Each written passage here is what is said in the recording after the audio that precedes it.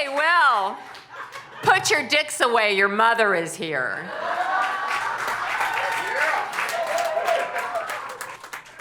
I raised two magnificent young men, two boys to adulthood, magnificent people. But I don't pick up the phone anymore because every time they call, it costs me $500. Why does everything cost $500? On a good day, it's $500. On a bad day, it could be $5,000. They called me last summer. They were on their way to Coachella. They called me and they said, Mom, it's an emergency. We're at the Jeep dealership. And they said, we need 4 new tires. First of all, what the hell are you doing at a dealership? Your grandpa worked at one. They're criminals. Secondly, do you not know where to buy tires? Costco, Van Nuys, back alley. Thank you. A deserted gas station in the middle of the desert where written in blood on an unpainted wooden sign, it says, tires. That's where you buy tires. And they said, Mom, it's for our safety. It's for our safety, Mom. Suddenly, they're concerned with safety. When there's a good enough rainstorm in LA, they stuff each other's bodies into garbage cans and roll each other down the Hollywood Hills. Now they're worried about safety. I'm supposed to keep them alive for 21, nay, 35 years. You leave the hospital, they make you sign a piece of paper that you have a backwards-facing car seat to keep them alive until they get home. And those are not much less than $500, am I right? But the worst phone call. The worst phone call is when they call you and they say, Mom, Rebecca's turned psycho. I might have to move home with the baby.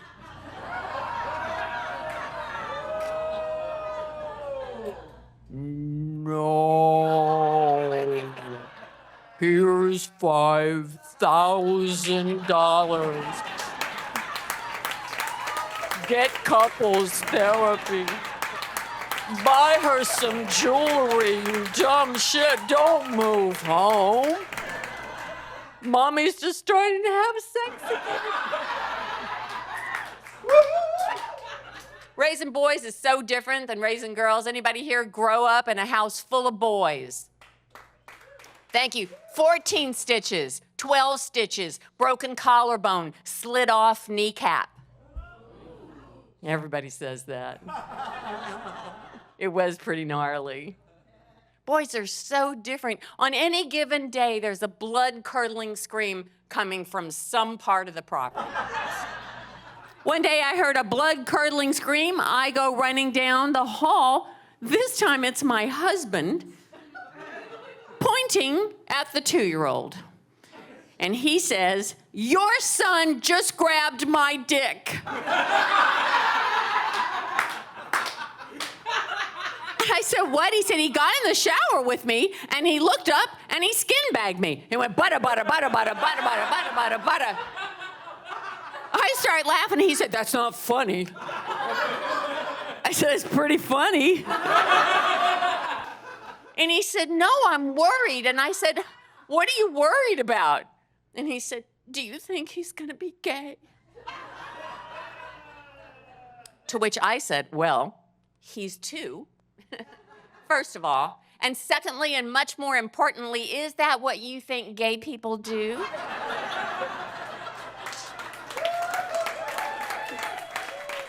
The next day, I'm leaving for work, and I tell everybody in the house that will listen, whatever you do, don't let the children touch the 20-foot by 40-foot blue tarp that's for the roof that's leaking. It might have fiberglass in it. It could hurt them. I leave, I go back to work, I come home, there's 15 bicycles in the front yard. I go screaming around the corner of the back of the house. The 5-year-old has taken said tarp. He has lined the barbecue pit area, secured it with bricks, 3 hoses going in, and they're having scuba diving practice. Just practicing to die later. Girls are different.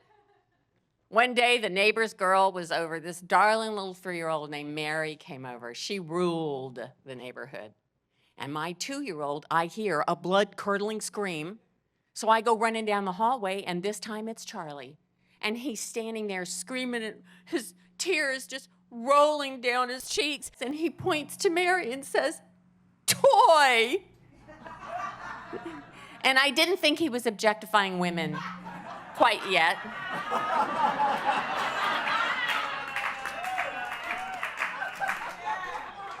And so I said, "Mary, whatever it is you have, honey, Charlie's just 2. You're 3. Why don't you give Charlie the toy?" And she said, "Okay, Rosalee." And from behind her back, she pulls her fat little fist and opens it up to reveal nothing. Absolutely nothing is in her hand. It's an imaginary toy. She got my kid going over an imaginary toy. Charlie grabs that toy, clutches it proudly to his chest, and marches back to the playroom in victory.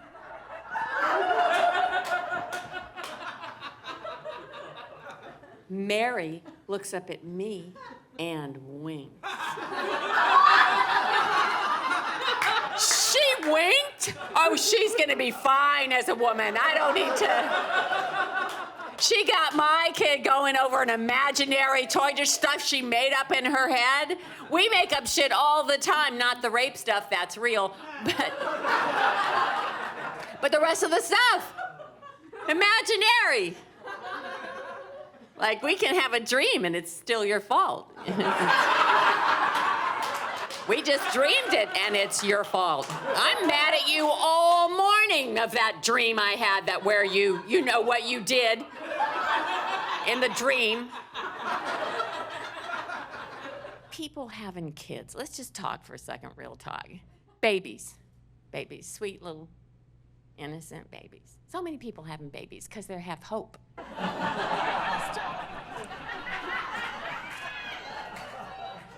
Still have hope.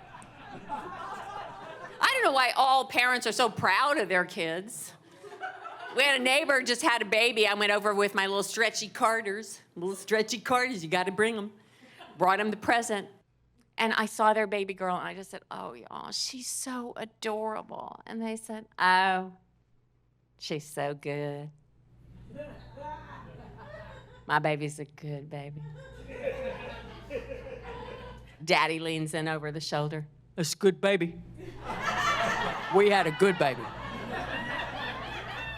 Fuck your good babies. I didn't have a good baby. I had Charlie the demon baby from hell.